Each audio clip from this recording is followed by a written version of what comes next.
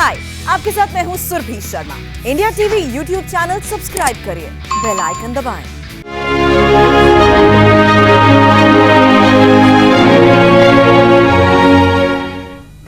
नमस्कार, मैं हूं अमित पालित। छात्रों की उलझन सुलझाने के लिए इंडिया टीवी पर परीक्षा पर चर्चा जारी है। 12वीं के बोर्ड के बाद स्टूडेंट्स का फोकस इंजीनियरिंग और मेडिकल एंट्रेंस एग्जाम पर होता है, लेकिन इस बार 12वीं की परीक्षा रद्द हो चुकी है। 12वीं की परीक्षा स्टूडेंट्स के लिए पर्सनल असेसमेंट का एक प्लेटफॉर्म होता है, लेकिन एग्जाम कैंसिल होने से वो स्टूडेंट्स बहुत टेंशन में हैं जिन्होंने जेई और नीट की एग्जाम के लिए पहले ही तैयारी की है और 12वीं बोर्ड की तैयारी में दिन रात वो लगे हुए थे। ऐसे में अब सवाल है कि इंजीनियरिंग और मेडिकल के एंट्रेंस एग्जाम कैसे होंगे। मेडिकल कॉलेजेस में दाखिले के लिए नीट के एग्जाम कब होंगे। आईआईटी समेत तमाम इंजीनियरिंग कॉलेज में एडमिशन के लिए जेई मेन और जेई एडवांस कब होंगे। क्या 12वीं के नंबर से इंजीनियरिंग और मेडिकल कॉलेज में एडमिशन मिलेगा। स्टूडेंट्स के मन में चल रहे ऐसे ही हर सवाल का जवाब देने के लिए हमारे साथ थोड़ी देर में जुड़ेंगे हमारे एक्सपर्ट, जो हमें बताएंगे कि आखिरकार किस तरह से जो स्टूडेंट्स 12वीं की परीक्षा अभी नहीं दे पाए हैं, लेकिन उनका फोकस है कि वो मेडिकल में जाए या फिर वो इंजीनियरिंग में जाए, तो किस तरह से तैयारी कर सकते हैं। क्योंकि सबसे बड़ा जो प्रॉब्लम उनके सामने अब ये होगा कि उन्होंने तैयारी की थी 12th के लिए, और जो लोग मेडिकल और इंजीनियरिंग के लिए तैयारी करते हैं उनके लिए एक बहुत अच्छा मौका होता है खुद को एसेस करने का कि वो किस तरह से अपने सब्जेक्ट में माहिर हुए हैं। क्योंकि जब वो एंट्रेंस में बैठेंगे तो उसी तरह से कई सारे सवाल उनके पास आते हैं, लेकिन ऐसे में जब वो 12वीं की परीक्षा ही नहीं दे पाए हैं तो उनका जो खुद का जो सेल्फ असेसमेंट था वो नहीं हो पाया है। और हमारे साथ जुड़ गए हैं आकाश चौधरी, जो मैनेजिंग डायरेक्टर हैं आकाश इंस्टीट्यूट के। आकाश जी, आपका बहुत बहुत स्वागत है। एग्जाम्स तो नहीं हो पा रहे हैं, लेकिन जो बच्चे एंट्रेंस एग्जाम की तैयारी कर रहे हैं उनका अब आगे क्या होगा, उनको आप क्या कहेंगे।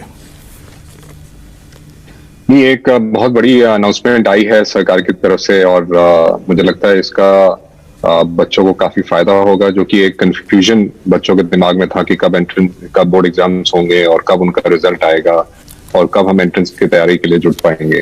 तो अब ये क्लैरिटी आ गई है, तो अब बच्चे जो हैं बोर्ड्स अपने एंट्रेंस एग्जाम की तैयारी शुरू कर सकते हैं अच्छे से।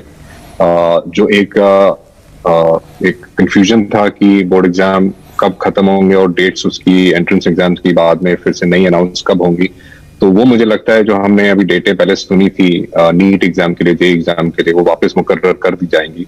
और बच्चा जो कंफ्यूज स्टेट में था कि एग्जाम दे पाएगा नहीं दे पाएगा, अब मुझे लगता है वो अपनी तैयारी अच्छे से शुरू कर सकते हैं। अपने जो फाइनल, जिसको एक चरम सीमा कहते हैं, मॉक टेस्ट और अपनी प्रैक्टिस टेस्ट कर सकते हैं, और इसके बाद they can straight away go into the entrance exam. Aakash ji, आपने मॉक टेस्ट का जिक्र किया था, तो कई बार हमने देखा है कि जो हमारे फ्रेंड्स भी थे जो मेडिकल या फिर जेई की तैयारी करते थे, वो मानते थे कि उनका जो 12th है एक तरह से उनके लिए एक सेल्फ असेसमेंट है कि वो मेडिकल या फिर जेई में जा सकते नहीं जा सकते। वो मौका उनके पास से छूट गया है, तो अब वो क्या करें। देखिए, आज कल सारी पढ़ाई जो है वो ऑनलाइन हो रही है, और ऐसे कई सारे मॉक टेस्ट सीरीज और जेई के, नीट के काफी अवेलेबल है मार्केट में। हम भी अपने बच्चों की तैयारी उसी तरीके से करा रहे हैं, क्योंकि पिछले 1 साल या 2 साल में जो भी उन्होंने तैयारी की है, अब ये वो समय है कि वो उस तैयारी को एक्चुअल एग्जाम आने से पहले पूरी तरह से असेस कर लें और देख लें कि किस तरह से वो एग्जाम आ रहा है। और ये एक बहुत इंपॉर्टेंट जी नीट कि वो अपने मॉक टेस्ट, अपने सब्जेक्ट वाइज मॉक टेस्ट, अपने फुल लेंथ मॉक टेस्ट की तैयारी कर ले। एक जैसे जेई एडवांस की मैं बात करता हूं, जो 6 घंटे का पूरा टेस्ट है, उसमें ना केवल बच्चे को नॉलेज आनी चाहिए, बट वो 6 घंटे के टेस्ट को लगातार करने के लिए वो भी बहुत इंपॉर्टेंट है। तो लगता है कि बार बार आपके बीच में शायद कॉल आ रहा है, एक बार या तो काट लें, उसको रिसीव कर लें, फिर हम बात करते हैं आपसे आके। लेकिन फिलहाल जो आकाश जी ने कहा है, जी आकाश जी एक बात बताइए कि जिस तरह से अब जो रिजल्ट्स हैं वो कब आएंगे, डेट तय नहीं है, तो ऐसे में जब रिजल्ट आने का डेट ही तय नहीं हुआ है, तो अब जो एंट्रेंस एग्जाम है उस पर क्या असर होगा। देखिए, एंट्रेंस एग्जाम्स मुझे लगता है जो ये बोर्ड की क्लैरिटी आ गई है, वो जल्द से जल्द अगस्त या सितंबर के महीने में डेट्स आ जाएंगी, ताकि बच्चे अपना एंट्रेंस एग्जाम का तैयारी कर सकें ठीक से और उसको एग्जाम को कर सकें। उसके बाद एक अगली स्टेज जो आती है, इन एंट्रेंस एग्जाम्स का भी रिजल्ट आता है, जिसके बाद बच्चा एक काफी पुख्ता डिसीजन लेता है कि मेरे को किस कॉलेज में, किस स्ट्रीम में जाना है। और वो भी उस रिजल्ट के बाद एक पूरी एक स्ट्रीम रहती है जहां पे बच्चा काउंसलिंग को ज्वाइन करता है कॉलेज एडमिशन की। तो ये अभी 2-4 स्टेजेस आगे हैं जो कि सारी एग्जाम की डेट पे डिपेंडेंट है। तो मुझे लगता है बोर्ड एग्जाम की कैंसिलेशन की जो एक कंफर्मेशन आई है, तो ये एग्जाम की डेट्स भी अब सामने आ जाएंगी, जिसकी वजह से हम लोग एक बच्चों को एक काफी फोकस्ड अप्रोच से तैयारी दे पाएंगे। अच्छा, लेकिन एक ये भी तो होता है ना कि जो कई जो कॉलेजेस हैं, यूनिवर्सिटीज हैं, वो परसेंटेज जरूर देखते हैं, खासतौर पे जैसे कि मैं मेडिकल की बात करूं, इंजीनियरिंग की, तो अभी तो रिजल्ट्स आ नहीं रहे हैं, तो और हो सकता है कब आएंगे उसमें भी देरी हो सकती है। तो ऐसे में आपको लग रहा है कि एडमिशन में कोई दिक्कत होगी या कोई इश्यूज हो सकते हैं? देखिए, किसी भी अच्छे कॉलेज में जो बोर्ड के मार्क्स होते हैं उनकी परसेंटेज एक एलिजिबिलिटी क्राइटेरिया रहता है। जैसे मेडिकल एग्जाम में है 60% आपको आने चाहिए 12वीं के एग्जाम में, तभी आपको जो आपकी एंट्रेंस की रैंक आई है उसके हिसाब से हम सीट कंफर्म करेंगे। तो वो होता है बोर्ड के एग्जाम के रिजल्ट्स आने के बाद, और उसके बाद एंट्रेंस के रिजल्ट आने के बाद जब एडमिशन लेने जाते हैं तब ये फैक्टर्स काम आते हैं। तो अभी अगर कोई बच्चा किसी भी और यूनिवर्सिटी में जो खाली बोर्ड एग्जाम के बेसिस पे लेती है, उस यूनिवर्सिटी में एडमिशन के लिए बोर्ड के जो एक्चुअल रिजल्ट्स आएंगे उसकी डेफिनेटली उनको वेट करनी पड़ेगी। लेकिन जो एंट्रेंस एग्जाम है उसके लिए बोर्ड के रिजल्ट का आना कोई जरूरी नहीं है। वो जब एडमिशन फाइनली काउंसलिंग में होता है तब इन मार्क्स की जरूरत पड़ती है। तो जो बाकी कॉलेजेस हैं उनके लिए इनकी कोई जरूरत नहीं है। जी, तो जैसा कि आपने बताया कि कई सारे ऐसे कॉलेजेस हैं जिसमें 60% मतलब आपके पास मिनिमम मार्क्स होना चाहिए, वो भी एक इशू है। साथ ही साथ एक चीज और देखने को मिल रही है आकाश जी, कि जो स्टूडेंट्स बहुत अच्छे हैं पढ़ाई में, उनका यह मानना है कि वो एग्जाम देना चाहते हैं लेकिन एग्जाम नहीं दे पा रहे हैं, लेकिन अगर संतुष्ट नहीं होते हैं तो उनको मौका मिलेगा टेस्ट देने का। ऐसे जो स्टूडेंट्स हैं वो डेफिनेटली एंट्रेंस एग्जाम के लिए ट्राई करेंगे, और अगर उनको जो असेसमेंट होके मिलता है उसमें मार्क्स कम आते हैं या बाद में उनको फिर मार्क्स ज्यादा आते हैं, तो ऐसे में उनके एडमिशंस में कोई दिक्कत हो सकती है जहां पर वो एडमिशन लेंगे या देने के बारे में सोच रहे हैं, क्योंकि उसमें काफी फासला रहेगा ना, रिजल्ट आएगा फिर वो बैठेंगे एग्जाम के लिए। जी बिल्कुल, इनफैक्ट जो फाइनल गाइडलाइन आएगी गवर्नमेंट की वो भी अभी आनी बाकी है।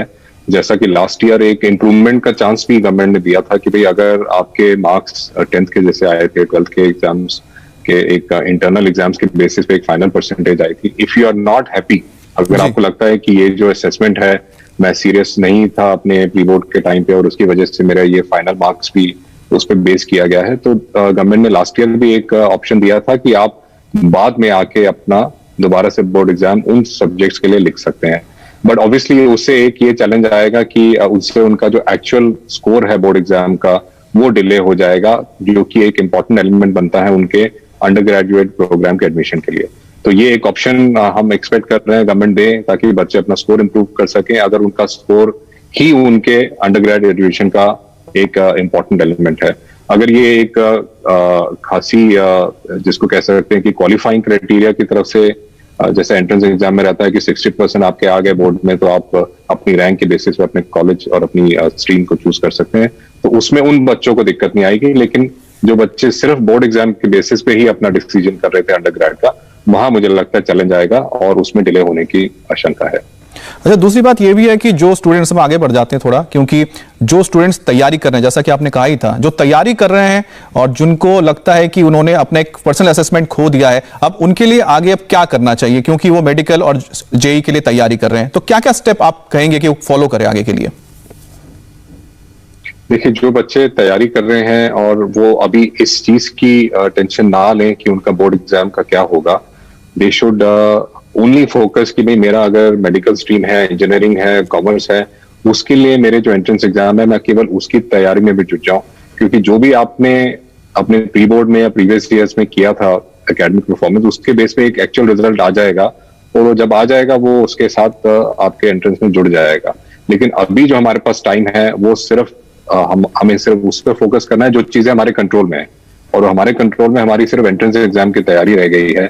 बोर्ड एग्जाम की तैयारी जो अभी बच्चों ने सोचा था करेंगे और उसमें मार्क्स इंप्रूव करेंगे, आज वो माहौल रह नहीं गया है कैंसिलेशन के हिसाब से, तो they should only and only focus for their entrance exams. और पेरेंट्स को आप वो क्या कहेंगे जो पेरेंट्स भी अपने बच्चों के साथ काफी इन्वॉल्व रहते हैं? देखिए, पेरेंट्स का बहुत इंपॉर्टेंट रोल है, सारी पढ़ाई घर पे हो रही है, तो पेरेंट्स, जैसे पिछले सालों की बात करें कोविड से पहले के, तो पेरेंट्स जो है एक काफी पोर्शन अपनी रिस्पॉन्सिबिलिटी का या अपनी बच्चों की तैयारी का इंस्टीट्यूट पे या स्कूल पे या संस्था पे छोड़ते थे, लेकिन आज वो ही एक घर में बैठ के प्रॉक्टर बन गए हैं। तो एक उनकी एकेडमिक्स की भी आ गई है कि घर बैठ के वो पूरी तैयारी को देखें कि बच्चा अपने टेस्ट लगा रहा है, उनको चेक कर रहा है, और जहां जहां गलतियां आ रही हैं वो अपने टीचर्स को अप्रोच करके उसको सॉल्व कर रहा है कि नहीं कर रहा। तो ये सारी चीजें पेरेंट्स को एज अ स्ट्रॉन्ग प्रॉक्टर घर बैठ के बच्चे को ये हेल्प करनी पड़ेगी।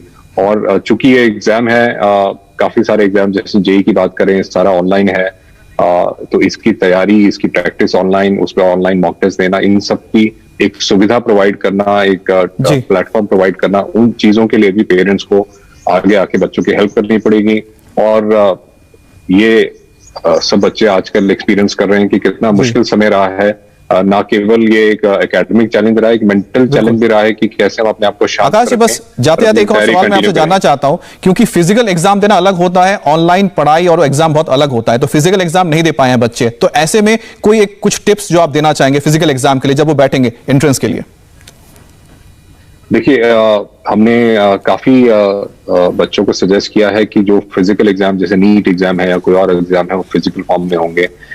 ये बहुत इंपॉर्टेंट रहेगा कि वो बिल्कुल उसी एनवायरनमेंट को घर में रेप्लिकेट करें, अपने पेपर्स के प्रिंट आउट निकालें, उसको प्रॉपर स्टेपल करके एकदम पेपर की तरह अटेम्प्ट करें, सामने घड़ी रखें और उसको टाइम करें, मास्क पहने, जो भी उनको एक रियल एनवायरनमेंट एग्जाम के दौरान मिलेगा उसी में ही अपनी सारी प्रैक्टिस करें, ताकि उनको कहीं भी कोई एक ऐसी प्रॉब्लम सामने ना आए कि मैंने ये तैयारी नहीं की थी, मुझसे ग्लव्स में लिखा नहीं जा रहा, मुझे मास्क में ब्रीथ नहीं हो रहा, मेरी कंसंट्रेशन नहीं बन रही। तो ये सारी चीजें एक बार वो कर लेंगे तो they will be at ease in writing physical papers also. जी, बहुत अच्छी चीज आपने बता दी, टिप्स दिए जो बच्चों को शायद बहुत मददगार साबित होंगे। हमारे साथ हमारे एक और गेस्ट जुड़ गए हैं, professor doctor Balwinder Shukla, vice chancellor है एमआईटी यूनिवर्सिटी की। मैम, आपका बहुत बहुत स्वागत है। मैम, पहला सवाल तो ये है कि जो अंडर ग्रेजुएट बच्चे हैं, जो 12th के बाद आप सोच रहे हैं कि यूनिवर्सिटी ज्वाइन करें, कॉलेज ज्वाइन करेंगे, उनके लिए क्या क्राइटेरिया रखा जाएगा और क्या क्राइटेरिया आपकी यूनिवर्सिटी में भी रख रहे हैं आप लोग?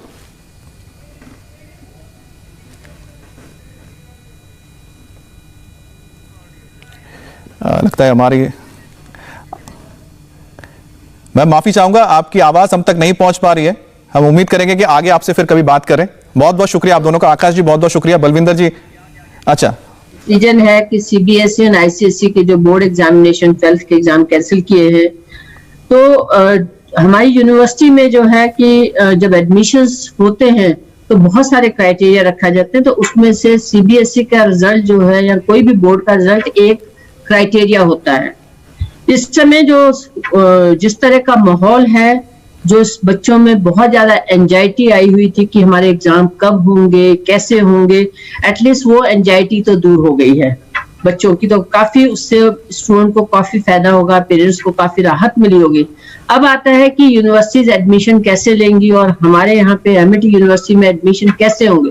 तो क्राइटेरिया एक तो बोर्ड एग्जाम के मार्क्स का होता है, लेकिन उसके साथ और भी कई क्राइटेरिया प्रोग्राम के हिसाब से होते हैं, और उसके हिसाब से बहुत ज्यादा फर्क एडमिशन पे नहीं पड़ने वाला है बच्चों के सिलेक्शन पे, क्योंकि 12th के बोर्ड का रिजल्ट एक कंपोनेंट है, 100% एक चीज नहीं। जैसे कि कुछ यूनिवर्सिटी में सिर्फ 12th के ही रिजल्ट के ऊपर डिसीजन होता है, हमारे 12th के मार्क्स की कुछ वैल्यू है, लेकिन और पैरामीटर्स बहुत ज्यादा इंपॉर्टेंट है जिसको कि हम देखते हैं।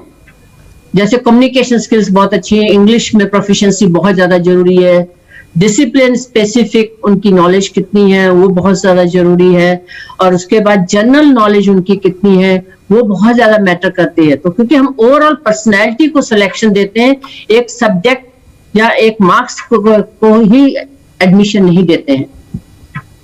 अच्छा, वो इम्पोर्टेंट। दूसरा जो हमारी जो प्रोसेस है, क्योंकि अब कैंपस में तो कोई स्टूडेंट आ नहीं सकते हैं, तो हमने जो पिछले साल से व्हेन द पैंडेमिक स्टार्टेड तभी से हमने एक अपना सिस्टम प्रोसेस बनाया है कि हम स्टूडेंट से कहते हैं कि आप 3 अपनी वीडियो रिकॉर्ड करिए। तो 3 तरह के एस्पेक्ट होते हैं। पहला जो वीडियो होता है वो इन जनरल होता है, ताकि एक आइस ब्रेकिंग हो सके कि स्टूडेंट अपने बारे में बताए, अपने फैमिली के बारे में बताए, अपने एस्पिरेशन के बारे में बताए, उसने आज तक क्या किया है वो सारी चीजें अपने बारे में बताए। सेकंड जो वीडियो होता है वो उसका किसी हम एक टॉपिक देते हैं जिसके ऊपर स्टूडेंट को बोलना होता है, उस पर वीडियो रिकॉर्ड करके। तो उसमें बेसिकली हम ये अंडरस्टैंड करना चाहते हैं कि उसकी इंग्लिश कम्युनिकेशन कितना अच्छा है, उसकी प्रोफिशिएंसी इंग्लिश कम्युनिकेशन में कितनी अच्छी है। एंड थर्ड वीडियो जो हम स्टूडेंट्स को कहते हैं कि जो भी उन्होंने डिसिप्लिन लेना है या जिस डिसिप्लिन में, साइंस में या कॉमर्स में जिसमें उन्होंने 12th में पास की है, उसके बाद उसको किस एरिया में, तो उस पे एक हम टॉपिक उनको देते हैं कि दे विल स्पीक तो how much they have the subject understanding students को कितनी है या डिसिप्लिन अंडरस्टैंडिंग के, उसके बेसिस पे हमारी एक एक्सपर्ट पैनल जो है उन वीडियोस को असेस करती है और उसके बेसिस पे एडमिशन देता है। हमारे एडमिशन जो होते हैं वो प्रोविजनल एडमिशन होते हैं, कंडीशनल होते हैं कि आप पासिंग क्राइटेरिया 12th का मीट करोगे, जो भी परसेंटेज है उसको मीट करोगे, तो जब उनका रजिस्ट्रेशन होता है उस समय हम उनके सीबीएसई का रिजल्ट या जो भी बोर्ड का है रिजल्ट उस समय देखते हैं। चलिए, आपकी बातों से जो स्टूडेंट्स एटलीस्ट उनको काफी राहत मिली होगी, उनको एक ऑप्शन भी मिला होगा कि वो आगे और क्या सोच सकते हैं। बहुत बहुत शुक्रिया मैम आपका। और बड़ी खबर है, गुजरात में भी 12वीं की बोर्ड परीक्षा रद्द कर दी गई है। खबर पर पूरी अपडेट ब्रेक के बाद।